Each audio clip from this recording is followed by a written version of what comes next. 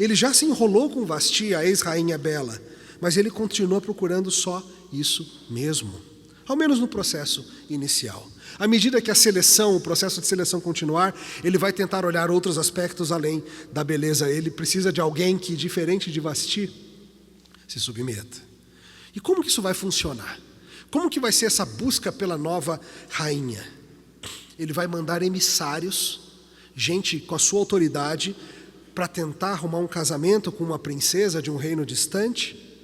Será que ele vai mandar um emissário para um outro reino e falar assim: permite-me casar com a princesa? Algo humilde e simples como isso? Claro que não. Ele é Xerxes. Ele é o rei da Pérsia. Ele reina sobre 127 províncias. Entenda o que esse homem vai fazer.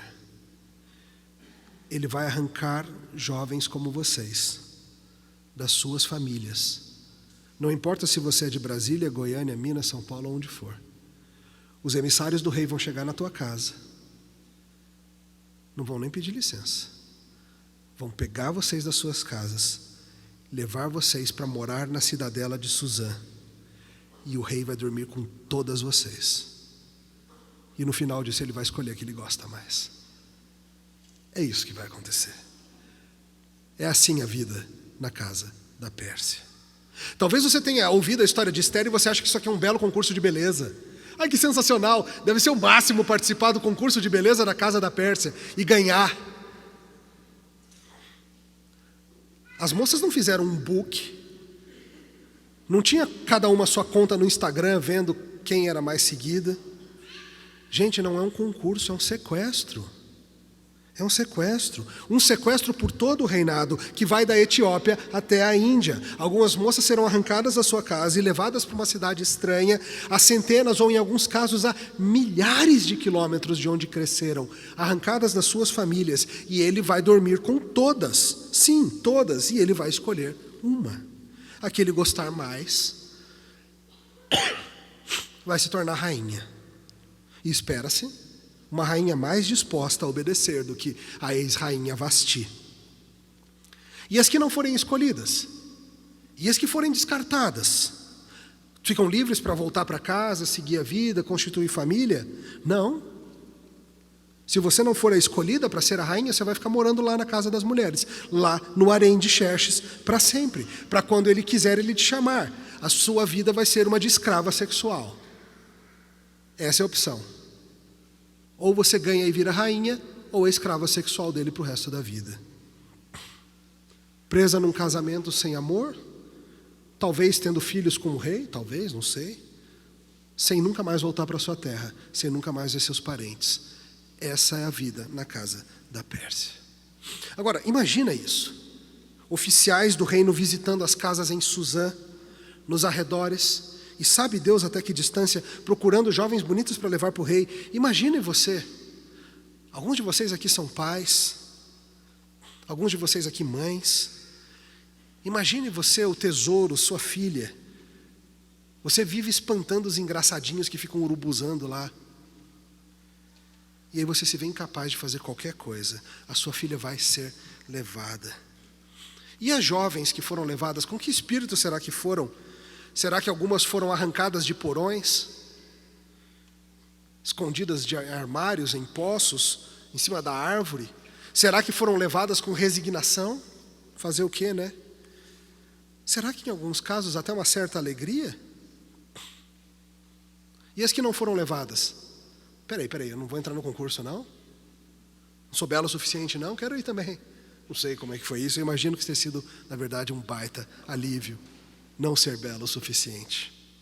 Sabe, a situação é dúbia e das coisas mais estranhas é o seguinte, como diz um autor, Ian Duguid, ele diz o seguinte: provavelmente poucas teriam tentado resistir à convocação real.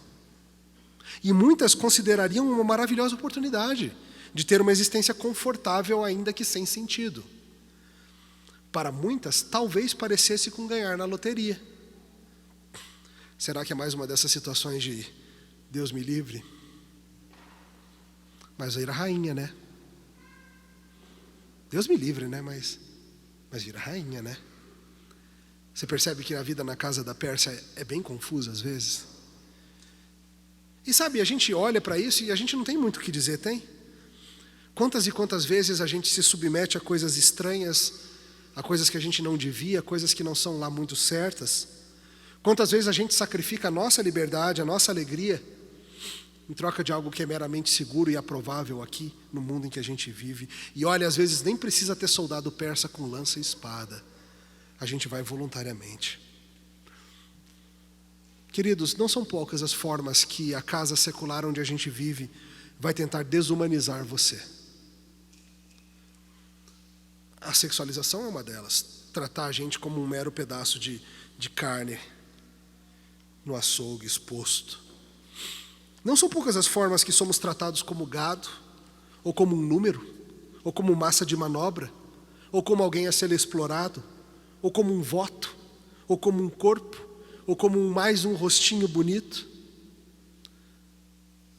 Não se engane. Nesse mundo você dificilmente vai ser visto como o que você realmente é, um ser completo feito à imagem de Deus. Esse mundo reduz a gente a um corpo sexual, reduz a gente a um voto, reduz a gente a quantidade de horas de trabalho que a gente é capaz de colocar, ou coisas assim. Povo do Senhor, essa é a realidade que a gente vive também. E a vida aqui na casa da Pérsia vai ser um desafio para a gente, porque o mundo muitas vezes vai dizer para você: olha, se conforma, só vem. Eu sei que é ruim essa situação, mas vira rainha no final das contas. Promessas vazias que esse mundo nos faz. E essa era a primeira coisa que a gente tinha que ver. Na casa da Pérsia nós somos colocados em situações difíceis mesmo, em que nossa completa humanidade é testada e reduzida. Segundo ponto é que na casa da Pérsia a gente tem que viver esse dilema de ser cidadão de dois mundos. Olha como a história segue, verso 5.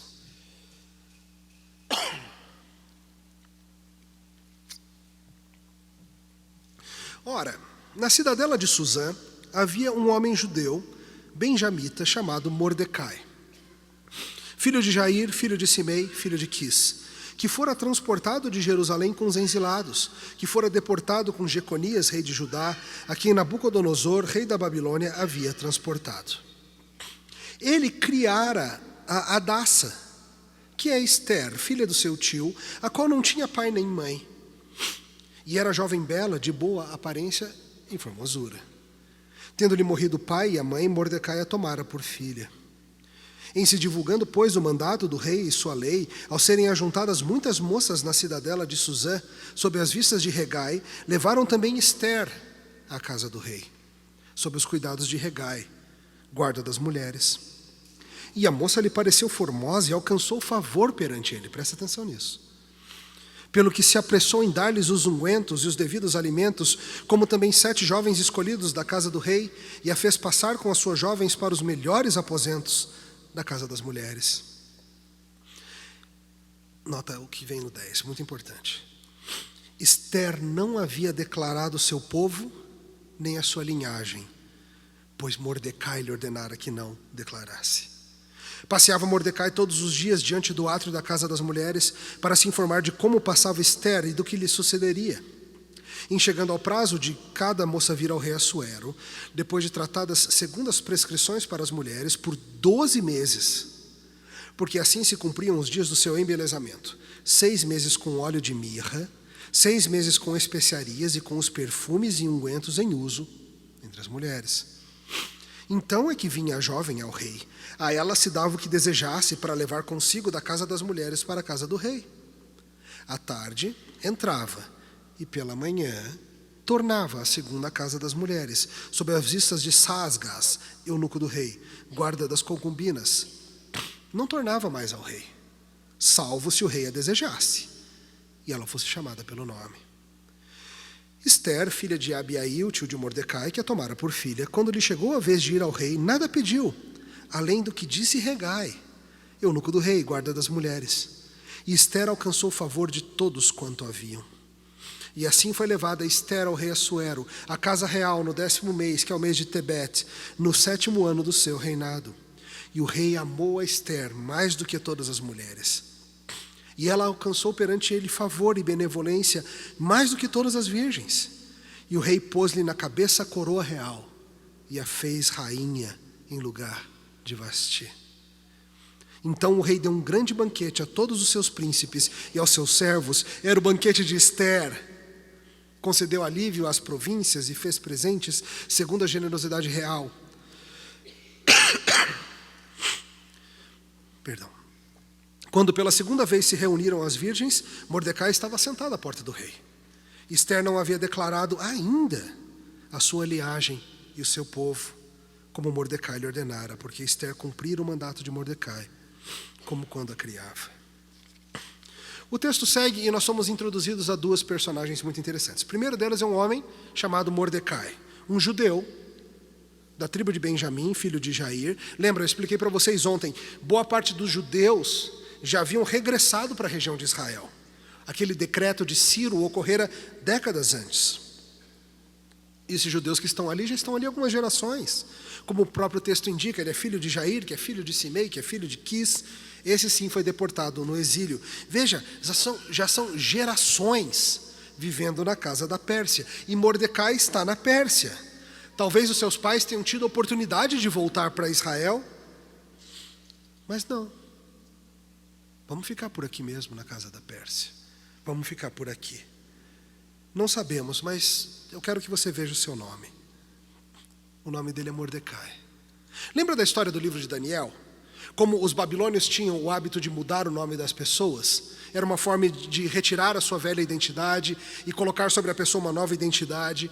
Entenda, Mordecai não é um nome hebreu. Mordecai não é um nome judeu, ele nem tem um outro nome. O nome Mordecai é um nome conectado a uma divindade babilônica chamada Marduk.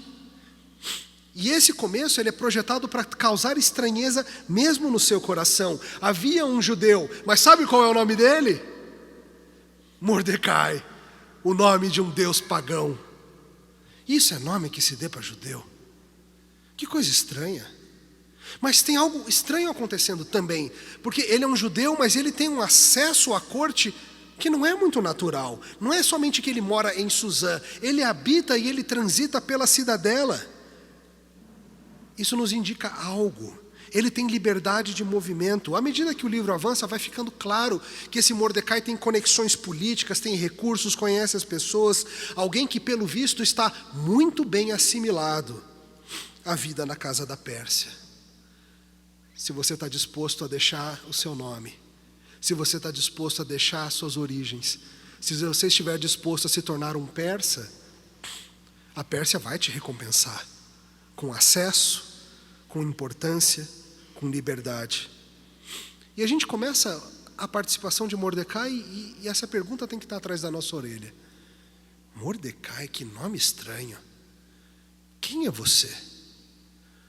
E o texto nos mostra uma outra pessoa, uma moça chamada Ester. Veja que no caso dela a gente tem os dois nomes dela. Ela se chamava Hadassa, que é o seu nome hebraico. Hadassa significa uma plantinha, a murta, uma coisinha bem bonitinha. Só que ela tem um outro nome também. Ester. Um nome pagão. Ester está ligado ao persa para estrela. E provavelmente a divindade Star, que é a deusa pagã do amor e da guerra. Depende de como você pesquisa, mas não é uma coisa boa não. Veja, Hadassa ficou órfã. Seu pai se chamara Abiail, tio de Mordecai, e ela foi adotada por Mordecai. Alguns sugerem que o nome dela era Hadassa, e quem deu o nome de Ester foi o próprio Mordecai. Por quê? Para fazer com que ficasse mais fácil a vida na casa da Pérsia. Você quer viver na Pérsia? Bote um belo nome pagão e tudo fica mais fácil. E o texto nos diz que ela é uma dessas sequestradas. O que acontece com essas moças sequestradas? O texto descreve que elas são colocadas num épico tratamento de beleza. Algo de fazer inveja a qualquer spa, a qualquer clínica esteticista moderna. Elas são alimentadas e cuidadas por 12 meses. Veja, um tratamento de beleza que leva 1 ano. 6 meses com óleos de mirra, 6 meses com especiarias e com perfumes e ungüentos, cremes diversos, loções. Certamente uma dieta cuidadosa. Lembra, a gente está falando de uma época em que os padrões de beleza são muito diferentes dos nossos aqui. Talvez seja mais um regime para botar carne nos ossos dessas meninas esqueléticas dos subúrbios de Suzã. Mas e Esther Hadassa? Muitas vezes as histórias infantis, a versão vegetais que você assistiu, ou mesmo as versões adultas que a gente lê da história, trazem aqui uma coisa meio romântica, né? Uma princesa indo ao baile e esquecendo o sapatinho de cristal. Mas a coisa é mais cinzenta. Primeiro, lembre-se, como eu falei, não é algo de voluntária se oferecendo para um tratamento de beleza.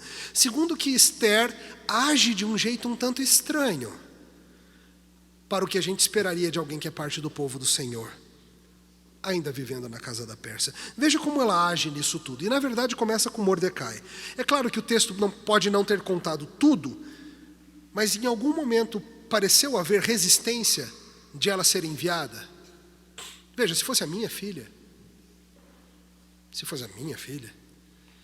meu amigo, eu ia fugir, eu ia correr, eu ia esconder, eu ia lutar, eu ia, sei lá, botar roupa de menino, não sei. Eu ia tentar de alguma forma fazer algo para impedi-la de ser levada. Mas não parece ter acontecido nada disso. Alguma resistência da parte de Mordecai em entregar a sua filha? Não. Pelo contrário, ele dá instruções para ela. Faz assim, não conta a origem do seu povo. Não fala que você é judia. Não fale que você é judia. Só vai. A gente não sabe se foi difícil convencer Esther disso. Pelo jeito ela vai também bem tranquila. E veja que ela faz muito bem a função de candidata à rainha. Eu pergunto para você, moça. Se você estivesse no concurso para casar com um rei cruel, pagão, que odeia o teu Deus, você faria de tudo para conseguir ou você ia ficar torcendo para não conseguir? Mas você percebe que Esther luta com afinco para ser a escolhida? Tinha um homem que era o organizador daquilo tudo, era um homem chamado Hegai, ele era o responsável por cuidar do povo, e Esther sabia que isso era importante, e o texto nos diz que ela conquistou o favor de Hegai. A gente não sabe como, mas a gente sabe que ela caiu nas graças de Hegai. Hegai é um homem cuja função é promover o bem-estar sexual do rei, e Esther sabe disso. E ela se esforça para se tornar a queridinha dele. E ela consegue. Ela tem acesso a suprimentos de beleza especiais. Sei lá, todo mundo tinha acesso ao Avon e ela tinha acesso a Lancôme, alguma coisa assim. Algo mais, eu não sei como que era. Mas ela tinha acesso a algo mais especial. O texto nos diz, no verso 15, que ela vai ganhando o coração de todo mundo. E a gente lê isso, a gente acha que gostoso, né? É bom quando a gente ganha o coração das pessoas. Olha o que está acontecendo. Ela está num concurso para se tornar a rainha do mundo pagão. A rainha do mundo pagão. Uma jovem crescida entre o povo de Deus. E ela está se saindo muito bem. A moça é boa no jogo de poder. A moça é boa no jogo da sedução. A moça é boa no jogo da beleza. Sim. Chega o dia, como o texto nos explica, cada dia Xerxes manda chamar uma.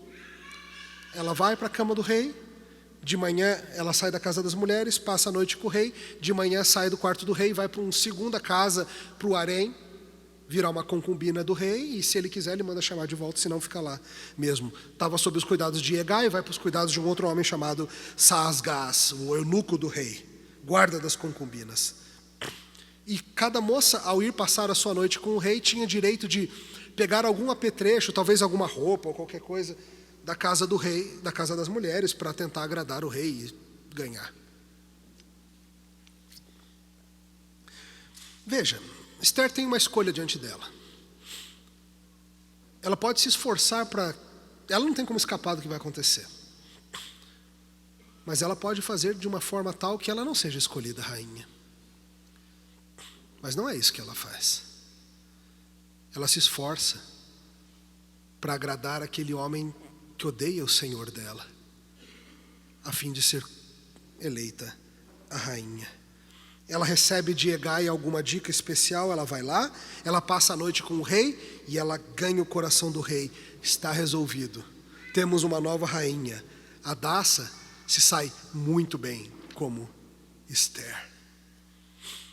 Hadassah aprendeu direitinho o que é necessário para viver como um persa na casa da Pérsia.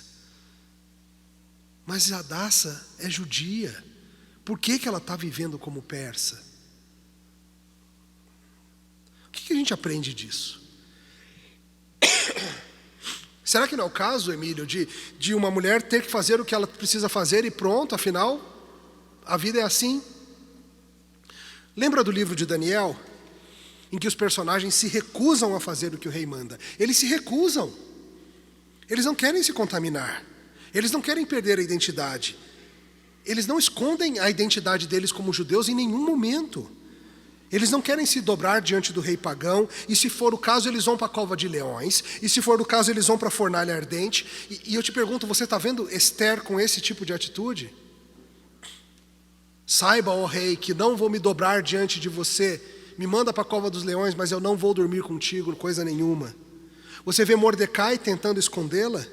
Você vê essa mulher em algum momento se recusando a tomar os banhos de sais, e os ungüentos, e os esfoliantes, e os amaciantes, ou seja lá o que for? Você está vendo Esther, de alguma maneira, tentar resistir à violação da lei do Senhor, que é se casar com um rei pagão? Ela está bem obediente. Ela é a anti-Vasti. Ela é a assimilada. Ela é a princesa da Pérsia. Ela é a rainha do mundo pagão. Ela é Esther ou ela é Hadassah? Veja, a lei do Antigo Testamento, ela insistia na santidade do povo de Deus. Várias das leis, como as leis alimentares e outras, foram dadas precisamente para estabelecer claros limites de comunhão entre o povo do Senhor e os povos desse mundo. Havia muitas regras que deixariam claro quem era judeu, e esconder isso é muito sério. Essa decisão tomada por Mordecai e seguida por Esther de esconder a identidade judaica é algo muito sério, é errado diante do Senhor. Mas Mordecai mandou e ela obedeceu. Esconda quem você é. É assim que se sobrevive na casa da Pérsia. Meus irmãos, minhas irmãs, essa vai ser a sua tentação também.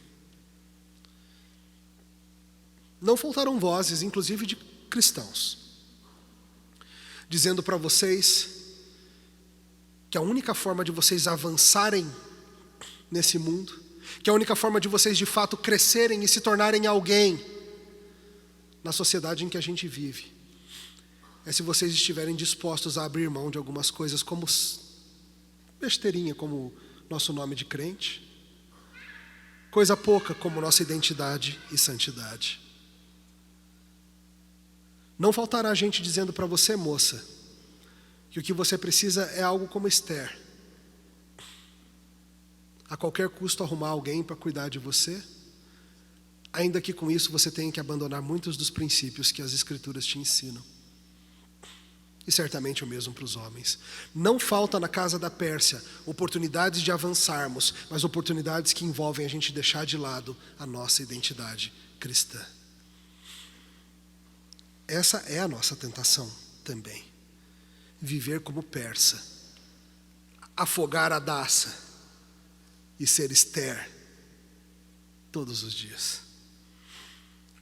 E o que acontece quando a gente vive assim? Como que o mundo anda? E a gente vai para o nosso último ponto, já para a gente ir para o final. Na casa da Pérsia, a gente deve confiar que mesmo nesses rolos que a gente se meteu, ainda assim, Deus está conosco. E de alguma forma Ele vai levar seu plano adiante. Olha como a história segue. Verso 18.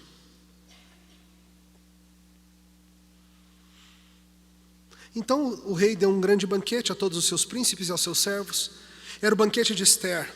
Concedeu alívio às províncias e fez presentes segundo a generosidade real. Quando pela segunda vez se reuniram as virgens, Mordecai estava sentado à porta do rei. Esther não havia declarado ainda a sua linhagem ao seu povo, como Mordecai lhe ordenara, porque Esther cumpria o mandato de Mordecai como quando a criava. Naqueles dias, estando Mordecai sentado à porta do rei, 2 eunucos do rei, dos guardas da porta, Bigtã e Teres, sobremodo se indignaram e tramaram atentar contra o rei Assuero. E veio isso ao conhecimento de Mordecai, que o revelou à rainha Esther, e Esther disse ao rei em nome de Mordecai. Investigou-se o caso, e era fato, e ambos foram pendurados numa forca. Isso foi escrito no livro das crônicas perante o rei.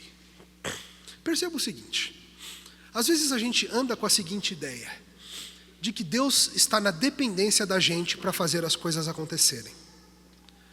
De que nós somos os únicos recursos que Deus tem. Mas eu quero que você perceba que mesmo com Esther e Mordecai andando não lá muito bem, é claro, a gente não vai ver o livro todo, a gente vai parar aqui no capítulo 2, recomendo que você leia o livro todo, mas veja já no final do capítulo 2, como Deus está fazendo coisas acontecerem. A situação real se acalmou, Esther está nesse rolo sim, mas a coisa acalmou. A ocasião é marcada por um banquete. E você notou que o texto diz que desse banquete é concedido alívio. As províncias recebem presentes. Generosidade real. Quando Xerxes está feliz, sabe quem está feliz também? Todo mundo. Isso justifica a ação de Esther e Mordecai? Não. E essa é a estranheza do mundo em que a gente vive. Pois parece que mesmo quando a gente escorrega, ainda assim, Deus traz coisas boas aos outros através da nossa vida. E às vezes isso que nos deixa confuso. Porque a gente sabe que a gente está fazendo certas coisas que não devia estar fazendo. E a gente pensa, mas mesmo assim Deus está me abençoando de tantas formas. Mas mesmo assim Deus está me usando para fazer coisas boas. O capítulo vai avançando e sai de cena a situação de Esther. E nos voltamos mais uma vez a Mordecai. Verso 11 diz que ele estava de olho em tudo, notou? Ele está de olho.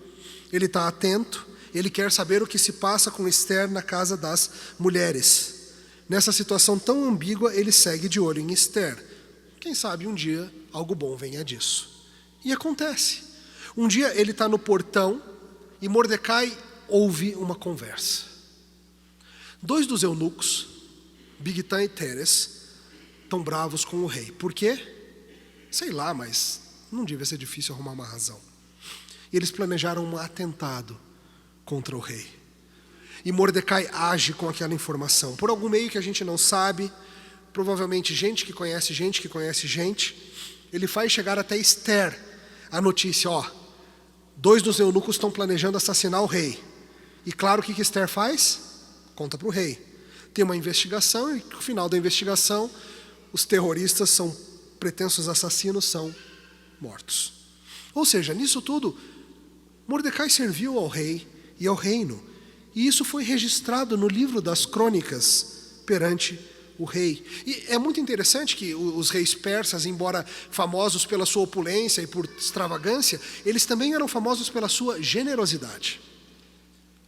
Se você salvasse a vida do rei, meu amigo, podia ter certeza que você ia ganhar uma bela recompensa. Mas estranhamente, só é registrado que Mordecai salvou o rei.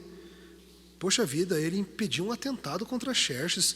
Podia ter sido a morte do rei. Tá, eles ganharam alguns pontinhos aí, ficaram mais famosos. Quem sabe algo sai disso. Continua lendo o livro depois, tá? Mas veja, é assim mesmo, não é, que a gente vive?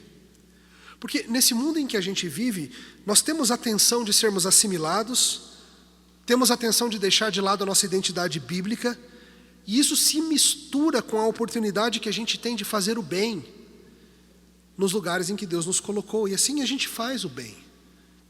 E você, aonde Deus te colocou, talvez tenha feito coisas boas, apesar das coisas ruins. E é por isso que a vida às vezes é tão confusa. A tentação da assimilação é grande, mas a tentação de deixar o mundo de lado também é grande. E nós temos que navegar essas duas águas. Você não deve se tornar um persa, mas a alternativa não é você fugir da Pérsia. Não tem como, você foi colocado para viver aqui. Você não pode deixar que o rei seja assassinado e o circo pegue fogo. Mike Cosper diz assim: quando você se encontra vivendo em exílio, você é tentado em duas direções. É o teu caso: conformidade ou isolamento. Na conformidade, a assimilação ocorre. Você adota a cosmovisão, a ética e a forma de vida da cultura ao redor. E você experimenta grandes mudanças internas e externas. Já no isolamento, você se fecha em enclaves onde a cultura não entra e de onde a sua cultura não consegue escapar. São dois caminhos igualmente fáceis. É fácil se conformar e você vai ser ricamente abençoado por isso, recompensado por isso. Mas também é fácil se cercar e se proteger. Mas os dois caminhos levam ao fracasso. A assimilação é uma falha da nossa ousadia. Isolamento é uma falha de nosso coração. A assimilação falha em resistir. Isolamento falha em amar. E agora que você sabe quem Esther realmente é, e Mordecai, o que a gente faz com esses dois? Sabe, eu acho que a gente espera coisas dos heróis do Antigo Testamento que não são bíblicas. A gente lê essas histórias e a gente esquece que são gente que nem eu e você. O que a gente faz com Esther? Você sente pena, raiva, nojo ou admiração? Tem um livro muito interessante de um homem chamado Mike Emmett, um dos seus livros sobre aconselhamento, em que ele usa uma forma de lidar com as pessoas que eu acho muito útil. Ele fala o seguinte: você precisa se lembrar que cada cristão com quem você lida é alguém que é ao mesmo tempo santo, pecador e sofredor. Às vezes a gente quer uma vida muito preto no branco, mas a vida é mais cinzenta mesmo, a vida tem nuances. A gente tende a querer classificar as pessoas e nós mesmos como heróis ou vilões, mas Esther, assim como tantos outros de nós, assim como vocês aqui, resistem a essa simples classificação entre heróis e vilões. Todos nós somos santos, pecadores e sofredores. Esther é santa, ela é parte do povo de Deus, ela tem algo da identidade, ela sabe muito sobre como é a vida do povo de Deus, e ela tem, mais importante do que tudo, a fidelidade pactual de Deus a seu favor.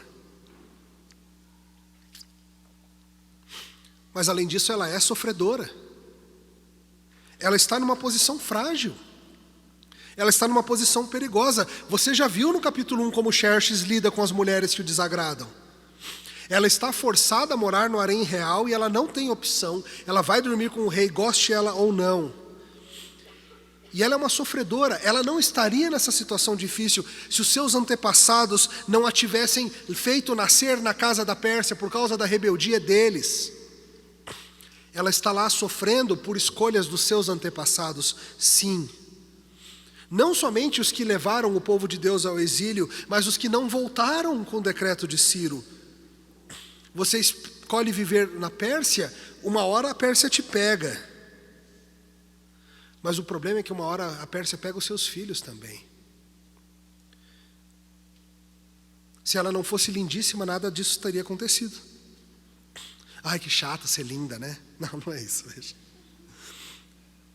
Não é esse o ponto. Mas você sabe muito bem que são muitos os no nosso mundo que são incapazes de olhar além da beleza. Sim, o mundo traz dificuldades para aqueles que receberam muitas das coisas que o mundo diz que são vantagens. De certa forma, o caminho para a assimilação é bem mais fácil quando você tem abundantemente as características que o mundo valoriza. Ela é santa, ela é parte do povo de Deus. Ela é sofredora. Essa situação difícil não é só culpa dela. Mas ela é pecadora também. Ela tem motivos mistos. Ela já entendeu o jogo. Ela vai fazer o que for preciso para ganhar o favor do eunuco. Ela vai conquistar esse título de rainha. Se vai. Olha como termina esse capítulo para ela. Mordecai e Esther se veem numa posição que, por todas as suas vantagens terrenas, diz Ian the Good, era espiritualmente um potencial desastre. Você acha que é bom ser rainha da Pérsia? Esther acaba se casando com um pagão incircunciso e virtualmente cortada da comunidade da fé. Com sucesso, fingindo não ser uma filha do único Deus vivo. Então, como ver Esther? A gente não precisa escolher entre essas coisas. Não somente com Esther, mas com cada um de vocês. Cada um de nossos irmãos e irmãs que vivem aqui na grande casa secular. Nós podemos ao mesmo tempo, ter empatia e nos compadecermos pela moça judia que se vê numa situação difícil de ser um objeto sexual num casamento com um pagão. Ficar meio desconfiado da presteza com que ela se dedicou à tarefa de se tornar rainha e mesmo enraivecidos com algumas de suas ações. Não é assim que você se sente com as pessoas também? Às vezes a gente não fica frustrado com quem a gente mais admira. Às vezes a gente fica admirado com pessoas que a gente não dava muito. Às vezes a gente fica bravo e feliz com alguém ao mesmo tempo. Meus caros, que tipo de coisa sobre a nossa identidade cristã nós estamos dispostos a camuflar a fim de avançarmos no mundo? Talvez no seu trabalho ou na sua escola só vai ter avanço assim mesmo. Talvez você ache que você só vai se casar se você botar esse negócio de cristianismo em segundo plano. Talvez no seu círculo de amizades você mantenha bem baixinho o volume da sua fé. Talvez para avançar aqui na casa da Pérsia você já tenha afogado a Daça e você esteja alimentando e embelezando Esther. Ainda há tempo de enfrentar isso tudo. Os caminhos ruins que estão adiante de você, meu caro, você não precisa ir por esse caminho. Você não precisa ser assimilado. Tenha coragem, resista, vale a pena. Acalme o seu coração. Mesmo que resulte em cova de leões, vale a pena resistir. Tá, pastor. Mas e se já for tarde demais? Deixa eu contar uma coisa para você. Já é tarde demais. Todos nós aqui na casa da Pérsia secular que nós vivemos, todos nós já fizemos coisas, todos nós já demos passos, todos nós já fomos moldados em alguma medida pela vida aqui desse mundo. Pode ser que hoje você se veja numa situação como a de Esther, preso por causa das suas escolhas e ações, algumas não lá muito piedosas, outras que te foram colocadas pela tua cultura, ou pela tua família, ou pelos teus amigos, e sei lá, na época parecia o melhor caminho, e agora, Esther, como que vai ser a vida? Será que nessas trevas, será que nessa situação encurralada que você se vê, será que Deus pode agir aí? Ou será que Deus ficou para trás naquele dia em que você tomou aquela virada na estrada? A coisa não está bem aqui na história não, gente. Não é Cinderela achando seu príncipe, não. É uma moça do povo de Deus que, tentando se virar, se tornou rainha do mundo pagão. E só Deus sabe o estado do coração dessa moça. Talvez você que esteja aqui, que está aqui, seja assim, alguém assim espetacular, que desafia as trevas, que devora as trevas do café da manhã. Talvez você seja de fato um crente magnânimo e o mundo é exponencialmente melhor por sua existência aqui. Talvez. Mas não sei não. Talvez você goste de dizer que você é que nem Daniel e que você se manteve puro diante das tentações da terra em que você vive. Olha aqui para mim e diz que você é Daniel, olha. Teu nome é Mordecai. Você é do povo de Deus, sim, mas teu nome é Mordecai. Você é Esther também. Cada um de nós. Cada um de nós. Nossos irmãos são assim. Todos nós já fomos, em alguma medida, moldados pela casa secular onde a gente cresceu, pelo exílio em que a gente vive.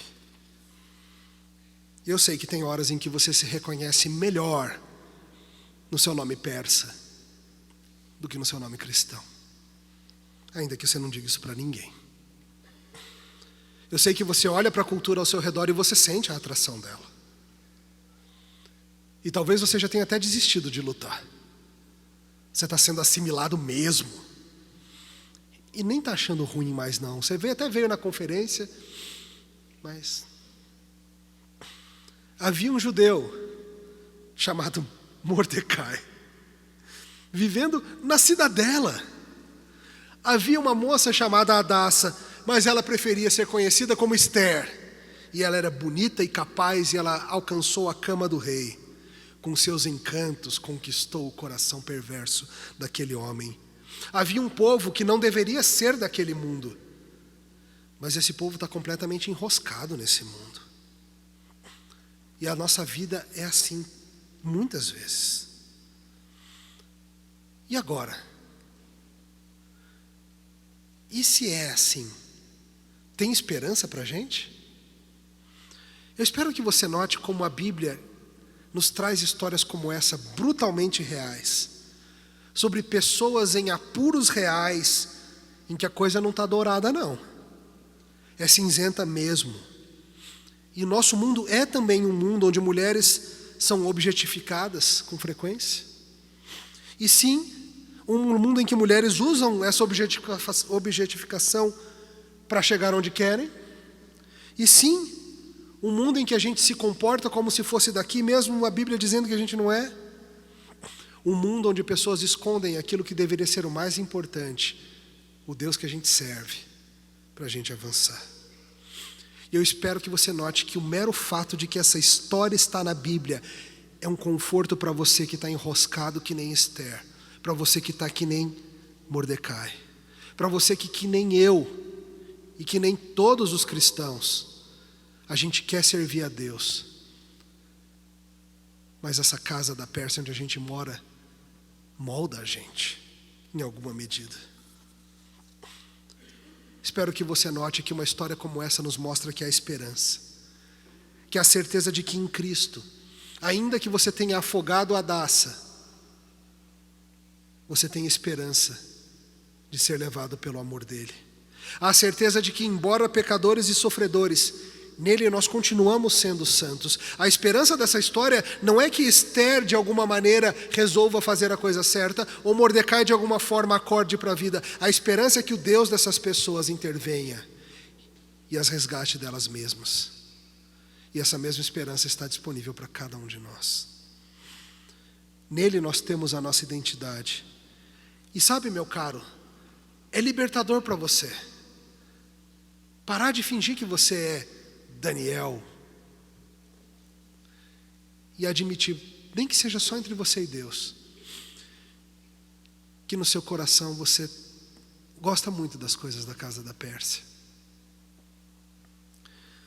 Vai ser útil para você, porque como Paulo explicou, quando você é fraco, aí que você é forte.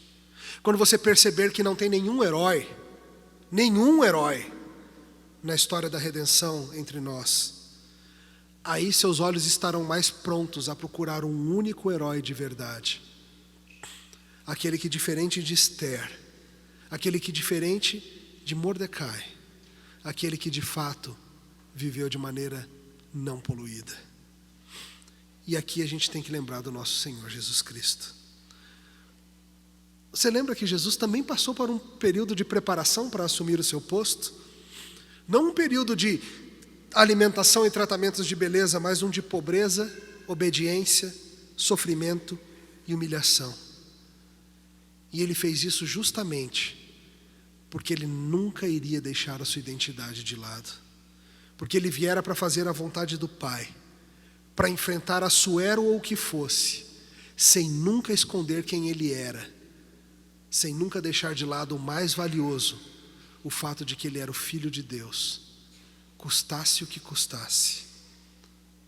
Sim, a boa notícia, meus caros, não é a de que você é especial e capaz de fazer grandes coisas. A boa notícia é de que nós temos em Cristo alguém que de fato é capaz de vir e viver nesse mundo e não ser destruído por ele. E ele é a nossa esperança. E a boa notícia continua. A Bíblia nos ensina em Efésios capítulo 5, que se você é um seguidor de Cristo, você está passando por um período de embelezamento. Você é a noiva de Cristo. E Ele está te limpando. Ele está pegando você, Esther, e está te limpando. Ele está pegando você, Mordecai, e está te preparando. Às vezes a gente resiste, né, esse processo de embelezamento, santificação, a gente resiste. Mas a Bíblia diz que nós somos a noiva de Cristo e nós estamos sendo purificados por Ele.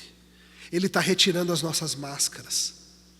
Ele está retirando as nossas falsidades.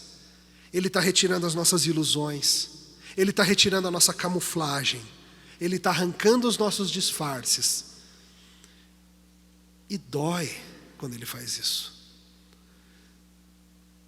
A esperança para você vivendo nesse mundo que você vive é a promessa de que Ele vai fazer você chegar lá, de que Ele vai te lavar, que Ele vai te purificar. E você está sendo embelezado para um casamento, não com um rei Assuero perverso e caprichoso, mas para o casamento com Jesus, o Rei bom, que nos ama e que se entregou por nós. E o que Cristo faz por nós é absolutamente o oposto do que Assuero faz. Assuero fez um sequestro. O que Cristo faz? Um resgate. Graças a Deus, que na casa da Pérsia em que a gente vive, nós seremos a noiva, a princesa, resgatada até de nós mesmos. Glória a Deus por isso. Oremos.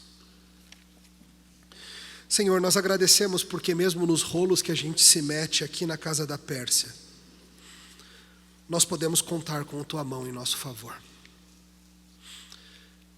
Mesmo nas ocasiões em que nós preferimos agir como persas e agir como gente que não segue a Tua palavra, mesmo nas ocasiões em que nós abandonamos o nosso chamado e o nosso nome, ainda assim, o Senhor é conosco. Nós agradecemos porque o Senhor é fiel às Tuas promessas. E o Senhor tem nos protegido e o fará para sempre. Arranca, Senhor, nossas máscaras, mesmo que doa.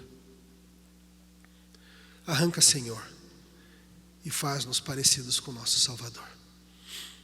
Em nome de Cristo, nosso resgatador. Amém.